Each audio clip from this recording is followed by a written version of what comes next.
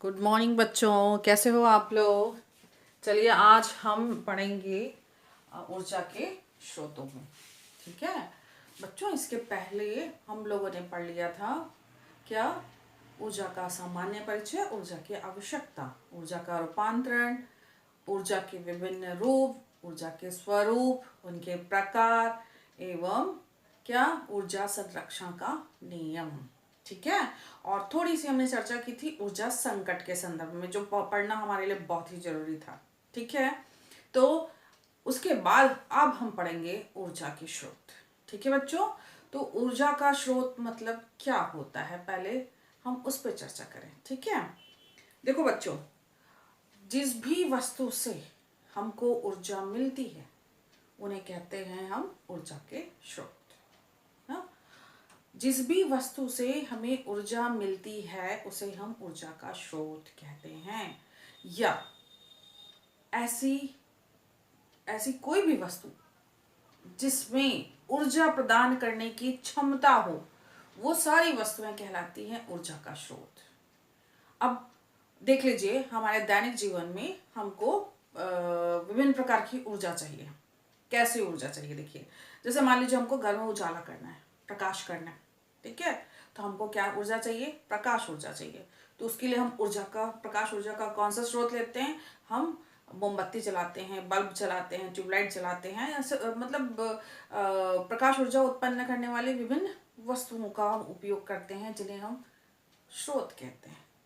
ठीक है, उसके अलावा अब देखिए, मोटर गाड़ी को चलाने के लिए या वाहनों को चलाने के लिए क्या चाहिए, रासायनिक ऊर्जा चाहिए। ये रासायनिक ऊर्जा उनको कहाँ से मिलेगी, हम क्या करते हैं, उसको ऊर्जा देने के लिए पेट्रोल या डीजल का इस्तेमाल करते हैं। तो पेट्रोल और डीजल क्या हो गए, वाहनों के लिए ऊर्जा का स्रोत। ठीक है, उसी तरह से बच्चों, जब हम घर में भोजन पकाते हैं, भोजन पकाने के लिए हमें चाहिए ऊष्मीय ऊर्जा। ठीक है, तो ऊष्मीय ऊर्जा का स्रोत क्या हुआ, हम उसके लिए क्या उपयोग करते हैं, हम उसके लिए गैस जलाते हैं, चूल्हा जलाते हैं, कोयला जलाते हैं, लकड़ी जलाते हैं। ठीक है, और गैस को जलाने के लिए हम एलपीजी गैस का इस्तेमाल करते हैं या बायोगैस का इस्तेमाल करते हैं। तो ये सारी वस्तुएं जिनसे हमको ऊष्मीय ऊर्जा मिल रही है, ठीक है, उसको हम कहते हैं ऊष्मीय ऊर्जा के स्रोत। तो हम आवश्यकता अनुसार विभिन्न प्रकार की ऊर्जा स्रोतों का इस्तेमाल करते हैं। फिर हम आज अब ये देखते हैं कि आज के परिवेश में, है ना, हमारी बढ़ती हुई आवश्यकताओं के अनुसार या बढ़ती हुई आबादी के अनुसार हमारी ऊर्जा की आवश्यकता बढ़ चुकी है। और सबसे ज्यादा ऊर्जा हमें चाहिए कौन सी वाली, विद्युत ऊर्जा, साथ में ईंधन। ठीक है, ईंधन मतलब पेट्रोल, डीजल, कोयला इत्यादि। और चाहिए क्या, विद्युत ऊर्जा। ठीक, विद्युत ऊर्जा जो है वो निहायती इस समय बहुत ही आवश्यक ऊर्जा है, जिसके बिना हमारा जीवन संभव नहीं है। हम विद्युत ऊर्जा के बिना अपना जीवन यापन सोच भी नहीं सकते हैं। अगर विद्युत ऊर्जा हमको या विद्युत ऊर्जा का संकट हुआ तो हम उसके बिना जीवन यापन करने के बारे में सोचे तो सोच के इंसान कांप जाते कि अगर लाइट नहीं रहेगी तो हमारे घर में बल्ब कैसे चलेगा, टीवी कैसे चलेगा, मोबाइल कैसे चार्ज होगा, पंखा कैसे चलेगा, कूलर कैसे चलेगा, इत्यादि ऐसी बहुत सारी चीजें हैं। ठीक है, तो ऊर्जा स्रोतों का हम जिनसे ये ऊर्जा प्राप्त करते हैं, जैसे विद्युत ऊर्जा हम किससे प्राप्त करते हैं, विद्युत ऊर्जा प्राप्त करने के लिए कोयला है, ठीक है, जल है, वायु है, वायु ऊर्जा भी विद्युत का स्रोत है। ठीक है, पन बिजली है। तो इस तरह से इस प्रकार के स्रोतों से हम विद्युत ऊर्जा प्राप्त करते हैं बच्चों। तो ये तो था कि ऊर्जा के स्रोत क्या हैं और किस प्रकार की ऊर्जा हमें इस समय इस परिवेश पर अत्यधिक जरूरी है ना। तो हम ये जो ऊर्जा स्रोत की बात कर रहे हैं, तो ऊर्जा स्रोत भी है ना, वो उसके विभिन्न प्रकार हैं। तो मुख्य रूप से हम दो प्रकार के ऊर्जा स्रोतों के बारे में पढ़ेंगे। कितने प्रकार के, दो प्रकार के ऊर्जा के स्रोत। ठीक है, तो पहला प्रकार है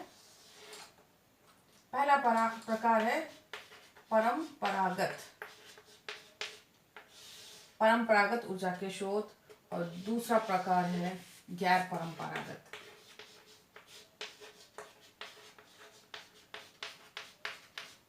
ऊर्जा के स्रोतों को मुख्य रूप से दो भागों में डिवाइड कर दिया गया, परंपरागत और गैर परंपरागत। परंपरागत इसका मतलब ये कि जिसका हम कई सालों से, कई वर्षों से जिन ऊर्जा के स्रोतों का इस्तेमाल करते आए हैं, जो प्रचलन में पहले से था, वो कहलाएंगे परंपरागत, और गैर परंपरागत जिनका चलन ज्यादा नहीं है। ठीक है, इनको, इस परंपरागत ऊर्जा के स्रोतों को हम लोग अनवीकरणीय ऊर्जा के स्रोत भी कहते हैं। अनवीकरणीय, परीक्षा में डिफरेंट डिफरेंट नाम से पूछा जा सकता है। इन्हें कहेंगे हम नवीकरणीय ऊर्जा के स्रोत। इसका एक और नाम है, यह है वैकल्पिक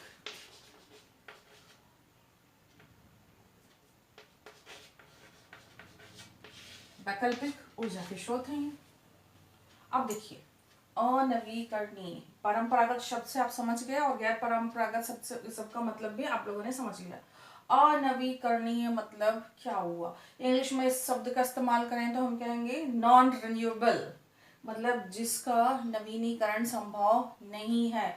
और यदि हम सरल शब्दों में कहें तो ये जो ऊर्जा के जो स्रोत हैं, ये खपत के साथ साथ जितनी सी खपत है उस हिसाब से इनका वापस बनना बहुत मुश्किल हो जाता है। मतलब यदि ये अगर ये समाप्त हो गए, ऊर्जा के इस प्रकार के स्रोत समाप्त हो गए, तो इनको बनने में अरबों खरबों वर्ष लग जाते हैं। इसका मतलब ये हुआ कि इनका भंडार जो है वो बहुत सीमित है। हमारे वातावरण में या पृथ्वी के गर्भ में इनका सीमित भंडार है। जबकि हम गैर परंपरागत या नवीकरणीय ऊर्जा के स्रोत के बारे में बात करें तो हम देखेंगे नवीकरणीय मतलब इंग्लिश में रिन्यूएबल, जिनका पुनर्योजन हो सकता है, जो फिर से रीजनरेट हो सकते हैं, है ना। और हम इन परंपरागत स्रोतों के विकल्प के रूप में हम इस प्रकार के ऊर्जा के स्रोतों का इस्तेमाल कर सकते हैं बच्चों। तो ये था इन स्रोतों के टाइप्स, परंपरागत, गैर परंपरागत। अब हम इसके अंतर्गत देखते हैं कौन कौन से ऊर्जा के स्रोत आते हैं। तो इसमें है सबसे पहला जीवाश्म ईंधन। अब बच्चों आप लोग जानते हो जो जीवाश्म ईंधन होते हैं वो कौन कौन से होते हैं? कोयला है, पेट्रोलियम है, प्राकृतिक गैस है। ये सब क्या है? ऊर्जा के परंपरागत स्रोत हैं। एक्चुअली वो हैं क्या? जीवाश्म ईंधन है। जीवाश्म ईंधन क्या होते हैं, हम जब इसको एक एक करके पढ़ेंगे तो हम इसको आपको समझा देंगे। ठीक है, तो जीवाश्म ईंधन के अंतर्गत आया कोयला, पेट्रोलियम, प्राकृतिक गैस। दूसरा है जिससे हम विद्युत ऊर्जा प्राप्त कर सकते हैं, वो है ताप विद्युत ग्रह। तीसरा है जल विद्युत ग्रह।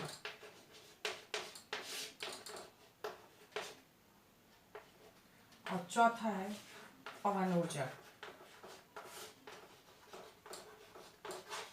बहुत शॉर्ट में बता रही हूं इनके बारे में। याद रखने का सबसे अच्छा तरीका, देखिए जब विद्युत का उत्पादन करना है तो हम किसका किसका इस्तेमाल करते हैं? परंपरागत तरीके से कोयले का, जल का। ठीक है, तो जीवाश्म ईंधन जो है ये तो हमको पता है कि पृथ्वी के गर्भ में इनकी मात्रा सीमित है। कोयला, पेट्रोलियम, प्राकृतिक गैस जो है वो जीवाश्म ईंधन है। तो ताप विद्युत ग्रह क्या है? इनसे विद्युत ऊर्जा उत्पन्न की जाती है, लेकिन ऐसी कौन सी वस्तु है या ऐसा कौन सा स्रोत है जिससे विद्युत तैयार किया जाता है या विद्युत ऊर्जा उत्पन्न की जाती है? वो है कोयला। ताप विद्युत संयंत्र में विद्युत उत्पादन के लिए कोयले का इस्तेमाल किया जाता है। जल विद्युत ग्रह में विद्युत उत्पादन के लिए जल का इस्तेमाल किया जाता है। पवन ऊर्जा में पवन का इस्तेमाल किया जाता है बच्चों।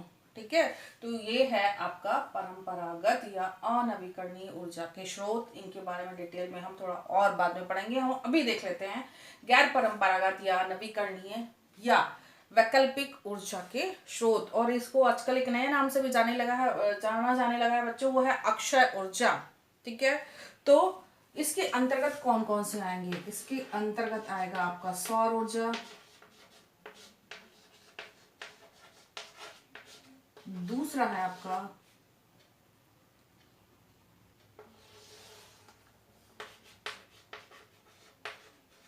समुद्री जल ऊर्जा, समुद्री जल ऊर्जा में भी विभिन्न टाइप हैं। अब ये टाइप कौन कौन से बच्चों? ये है ज्वारीय ऊर्जा,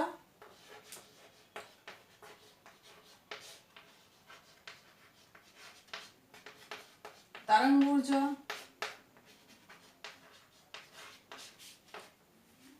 ज्वारीय ऊर्जा, तरंग ऊर्जा और महासागरीय ऊर्जा।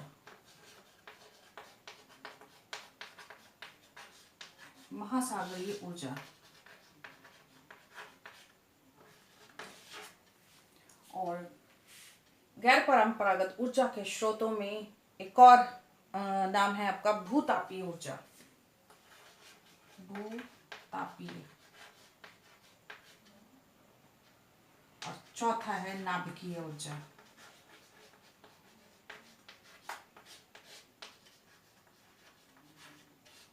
ठीक है बच्चों, तो ये था गैर परंपरागत या नवीकरणीय या वैकल्पिक ऊर्जा के स्रोत, जिसमें सबसे पहला है सौर ऊर्जा, दूसरा है समुद्र जल ऊर्जा, तीसरा है भूतापीय ऊर्जा और चौथा है नाभिकीय ऊर्जा। इनके बारे में थोड़ा सा देख लेते हैं। सौर ऊर्जा, सौर से प्राप्त यानी सूर्य से प्राप्त होने वाली ऊर्जा। समुद्री जल ऊर्जा, तो समुद्र के जल में जो उतार चढ़ाव होता है, ज्वार भाटा, उसकी ऊर्जा। जल तरंग की ऊर्जा, महासागर की ऊर्जा। भूतापीय ऊर्जा, पृथ्वी के का गर्भ यदि हम देखें तो अंदर पृथ्वी के गर्भ में बहुत अधिक ताप होता है। ठीक है, वहाँ का तापमान जो होता है बहुत ज़्यादा होता है, तो उसका उपयोग करके यानी कि भूताप की ऊर्जा का उपयोग करके विद्युत ऊर्जा का उत्पादन किया जाता है। उसके अलावा नाभिकीय ऊर्जा, नाभिकीय ऊर्जा यानी कि नाभिक की ऊर्जा का उपयोग करना और विद्युत ऊर्जा का उत्पादन करना। ठीक है बच्चों, तो ये दो टाइप थे। परीक्षा में कभी कभी इनमें अंतर भी पूछा जाता है। नाम हो सकता है परंपरागत, गैर परंपरागत पूछा जाए, या अनवीकरणीय और नवीकरणीय पूछा जाए, और क्या अक्षय ऊर्जा और परंपरागत भी पूछा जा सकता है। तो ये जो ऊर्जा के दो टाइप्स है, इनमें अंतर भी पूछा जाता है। तो अंतर में आप क्या क्या बताएंगे बच्चों? कि ये जो परंपरागत ऊर्जा के जो स्रोत हैं, इनका भंडार सीमित है, ये असीमित मात्रा में उपलब्ध हैं, इनसे ऊर्जा प्राप्त करने के लिए व्यय अधिक होता है, ये हमारे पर्यावरण में निःशुल्क उपलब्ध हैं, इनके खत्म होने की संभावना बहुत ज़्यादा है, ये कभी खत्म नहीं होंगे। समझ रहे हो? इनमें इन स्रोतों के बनने की जो दर है खपत की अपेक्षा काफ़ी कम है, लेकिन ये बनते ही रहते हैं और हमको प्रकृति से निःशुल्क प्राप्त होते हैं। इनके साथ अगर हम इन ऊर्जा के स्रोतों का इस्तेमाल करते हैं तो वातावरण जो है वो प्रदूषित होता है। इन ऊर्जा के स्रोतों का इस्तेमाल यदि किया जाता है तो प्रदूषण की संभावना नहीं के बराबर होती है। एक और भी बहुत ही महत्वपूर्ण बात देखिए बच्चों, अगर ये जो जितने भी ईंधन है ना, इनको बनने में काफी टाइम लगेगा। कोयला बनने के लिए अरबों खरबों वर्ष लगेंगे। ठीक है, और इसी कोयले का उपयोग करके जल को गर्म करके क्या किया जाता है? विद्युत ऊर्जा का उत्पादन किया जाता है। पवन ऊर्जा और जीवाश्म ईंधन, यहाँ पे कोयला और पेट्रोलियम, कोयला पेट्रोलियम प्राकृतिक गैस, ये इनके भंडार जो है वो समाप्ति की कगार पे है। जबकि अगर इनके तुलना में इन स्रोतों की हम बात करते हैं तो देख लीजिए बच्चों, सौर ऊर्जा चली आ रही है, वर्षों से हमें मिल रही है, निरंतर आगे मिलती भी रहेगी। ये कभी समाप्त होगी क्या? नहीं, ये कभी ना समाप्त होने वाली ऊर्जा है। समुद्री जल ऊर्जा में ज्वारीय ऊर्जा, देखिए समुद्र जल में ज्वार भाटा तो आता ही रहेगा, ये आना बंद होगा क्या? नहीं होगा, तो ये हमको प्राप्त होते ही रहेगा। तरंग ऊर्जा, समुद्री जल की तरंगें उठती रहेंगी। ठीक है, महासागरीय जो लहरें हैं वो उठती ही रहेंगी, ये कभी समाप्त होंगी क्या? नहीं होंगी। तो ये नहीं मतलब ये खत्म नहीं होने वाली प्रक्रिया, और इनकी इस ऊर्जा का उपयोग हम विद्युत ऊर्जा उत्पादन में कर सकते हैं। तीसरा आपका भूतापीय ऊर्जा, ये कभी समाप्त होगा क्या? नहीं होगा। नाभिकीय ऊर्जा, ये कभी समाप्त होगी क्या? नहीं होगी। तो इस तरह से आज हमने पढ़ा ऊर्जा के स्रोतों के दो प्रकार। परंपरागत ऊर्जा के स्रोतों के बारे में डिटेल में पढ़ने से पहले हम एक चीज और जान लेते हैं बच्चों, वह विद्युत ऊर्जा का उत्पादन। ऊर्जा ये कैसे तैयार की जाती है, इसकी दो विधियां हैं, है ना। जिन भी स्रोतों, जिन भी हमने परंपरागत और गैर परंपरागत ऊर्जा के स्रोतों को देखा, उनसे हम विद्युत ऊर्जा का उत्पादन करते हैं। तो विद्युत उत्पादन करने के लिए दो प्रकार के तरीके होते हैं। एक तो होता है पहला तत्काल रूपांतरण विधि,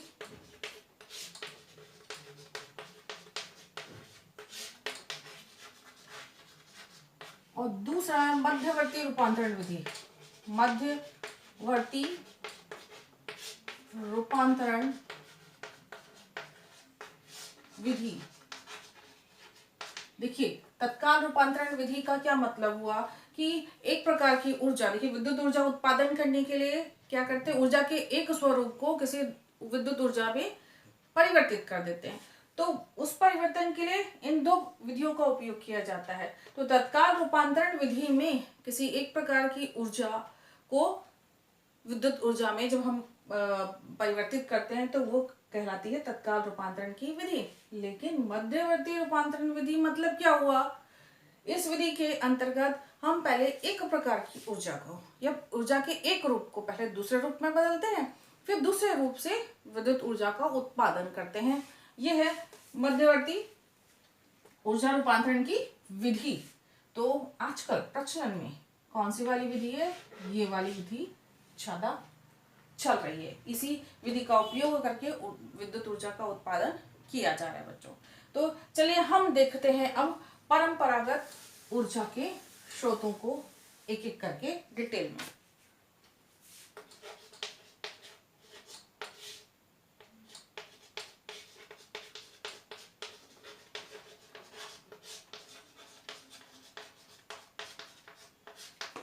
इसके अंतर्गत सबसे पहला हमने देखा है जीवाश्म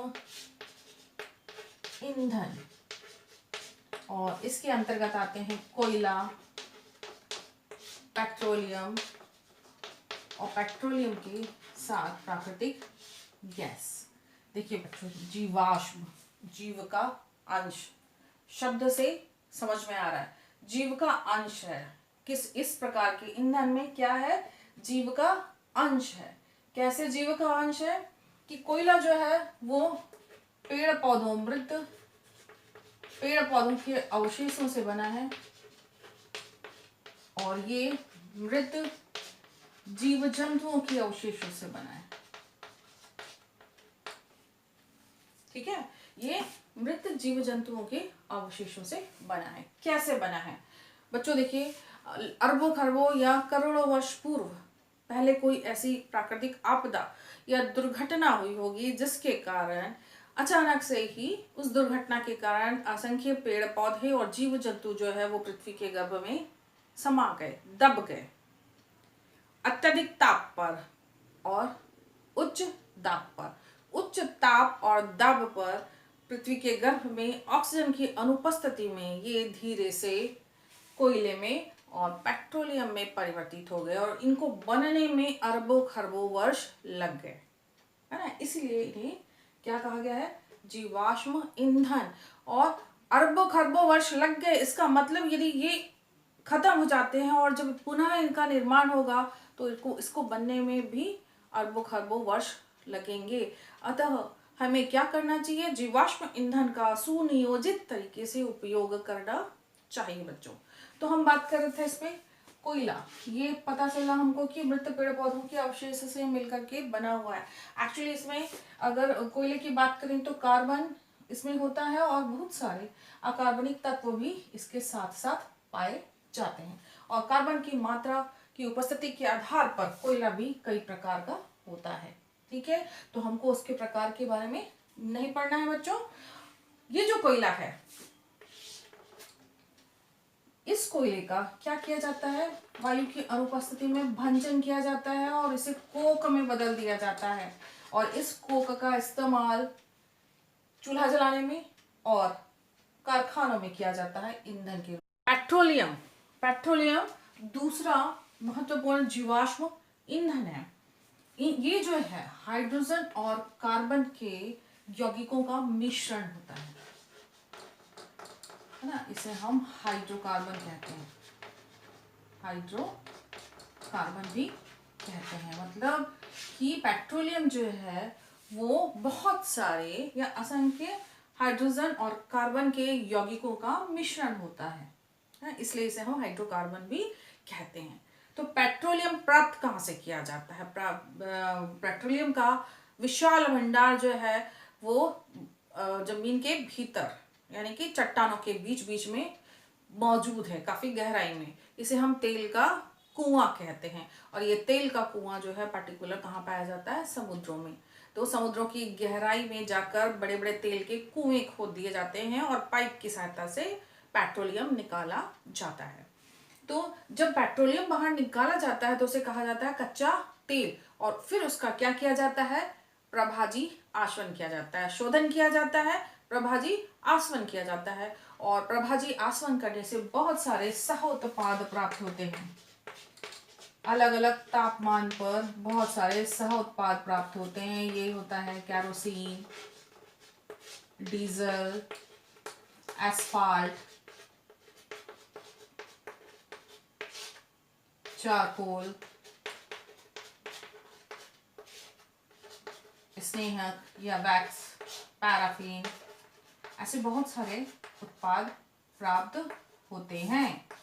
और साथ साथ में सह उत्पाद के रूप में हमको मिलती है ब्यूटेन गैस, जिससे इसका उपयोग हम एलपीजी गैस के रूप में करते हैं। हमारे घर में गैस सिलेंडर जो इस्तेमाल होता है वो एलपीजी गैस होता है। और ये जो ब्यूटेन गैस है ये सह उत्पाद के रूप में पेट्रोलियम के शोधन में प्राप्त होती है, जिससे बनाया जाता है लिक्विड पेट्रोलियम गैस। इसका फुल फॉर्म है बच्चों, कभी कभी परीक्षा में 1 नंबर का पूछा जाता है कि एलपीजी का फुल फॉर्म क्या है?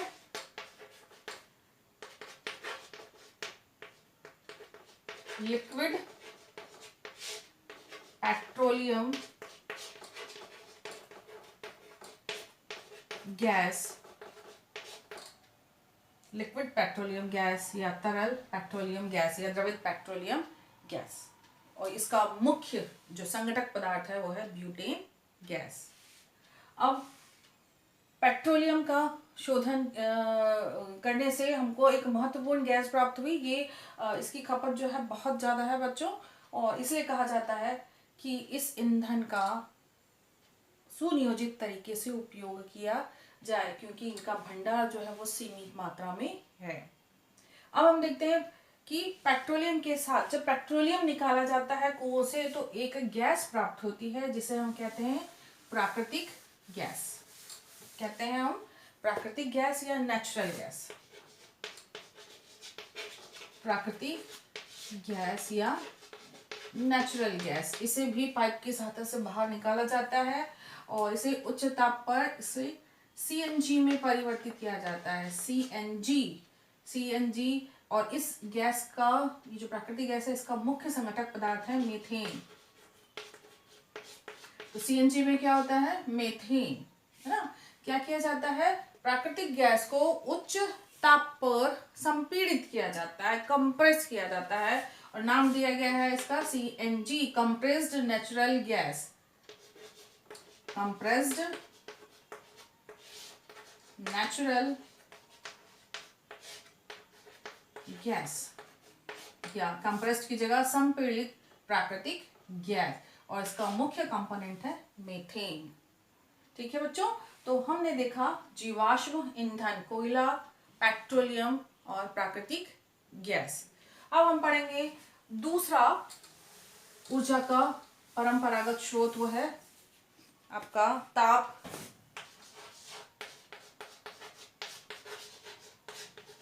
विद्युत ग्रह। बच्चों मैंने आप लोग को इसके पहले भी बता दिया कि ताप विद्युत ग्रह में ईंधन के रूप में इस्तेमाल किया जाता है कोयला, है ना। तो जो ताप विद्युत संयंत्र होते हैं ना, वहां पर प्रतिदिन विशाल मात्रा में जीवाश्म ईंधन यानी कि कोयले का दहन किया जाता है। यानी कि जो ताप विद्युत ग्रह है वहां पर विद्युत उत्पादन का स्रोत जो है वो है कोयला जीवाश्म ईंधन और प्रतिदिन कहना चाहिए असीमित मात्रा में जीवाश्म ईंधन का दहन किया जाता है। ठीक है, जब इसे जला करके, कोयले को जला करके पानी को उबाला जाता है, जल को उबाला जाता है। उबालने से जो भाप उत्पन्न होती है उसके द्वारा टरबाइन को घुमाया जाता है और इस तरह से टरबाइन के घुमाने से क्या हो जाती है, जनरेटर के द्वारा ही गतिज ऊर्जा जो है वो विद्युत ऊर्जा में परिवर्तित हो जाती है। तो बच्चों याद रखिएगा, जो ताप विद्युत गृह है इसमें जीवाश्म ईंधन जो है अत्यधिक मात्रा में यूज होता है, बट इन कारखानों की दक्षता जो होती है वो है 40% दक्ष होते हैं। मतलब इनकी दक्षता यानी कि बहुत कम मात्रा, जितना हम जीवाश्म ईंधन का दहन करते हैं उससे कहीं कम मात्रा में हमको विद्युत ऊर्जा प्राप्त होती है। चूंकि कोयले का दहन होता है तो हानिकारक गैसें उत्पन्न होती हैं। ये हानिकारक गैसें कौन कौन सी हो सकती है बच्चों? ये हो सकती है कार्बन, नाइट्रोजन और सल्फर गैस, है ना। कार्बन, नाइट्रोजन और सल्फर जो है ये वायुमंडल में ऑक्सीजन से संयुक्त होते हैं और इनके ऑक्साइड्स बनाते हैं। और जब भी वर्षा होती है तो वर्षा के जल के साथ ये ऑक्साइड्स जो है वो मिल करके अम्लीय वर्षा करते हैं।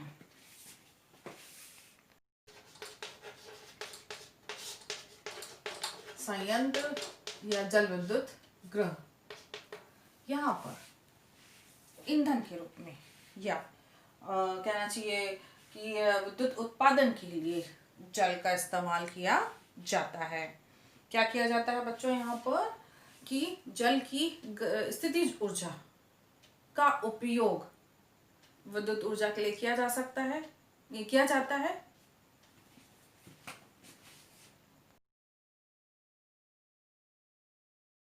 जल विद्युत संयंत्र ऊर्जा उत्पादन का एक और महत्वपूर्ण परंपरागत या पारंपरिक ऊर्जा का स्रोत है बच्चों। यहाँ पर जल की गतिज ऊर्जा या हम ये कह सकते हैं कि जल की ऊंचाई पर जल की स्थितिज ऊर्जा का उपयोग विद्युत उत्पादन के लिए किया जाता है। सेंटेंस को ध्यान से सुनिएगा।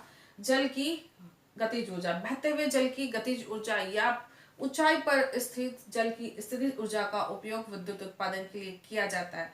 कहाँ पर किया जाता है? नदी के किनारे बड़े बड़े बांध बनाए जाते हैं। वर्षा के जल को रोकने के लिए कृत्रिम जलाशय बनाए जाते हैं। वर्षा के समय या जब बारिश होती है तो अत्यधिक मात्रा में जल जो है वो जलाशय में संचित हो जाता है और वहां से पाइप के माध्यम से पानी को बांध की तली में स्थित, काफी नीचे स्थित टरबाइन में मुक्त कर दिया जाता है, जिससे टरबाइन घूमता है और घूमने से जो गतिज ऊर्जा उत्पन्न होती है उससे जनरेटर जो है वो विद्युत ऊर्जा में परिवर्तित कर देता है। क्योंकि बच्चों देखिए, हम इसे परंपरागत ऊर्जा के स्रोत में पढ़ रहे हैं। हम ये पढ़ रहे हैं कि ये अनवीकरणीय स्रोत है, बट कहीं कहीं पर हम इसे नवीकरणीय ऊर्जा के स्रोत के अंतर्गत भी पढ़ सकते हैं। क्यों? क्योंकि देखिए, जलाशय जो है वर्षा के समय जब भी वर्षा होती है पुनः जल वहां पे संचित हो जाता है ना।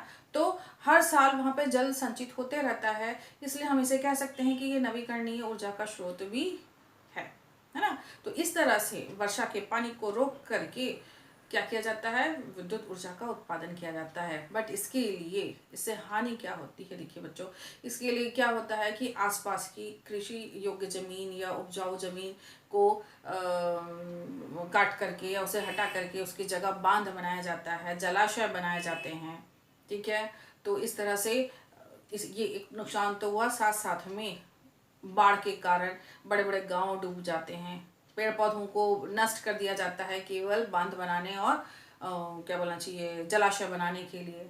तो ये इसका नेगेटिव इफेक्ट है।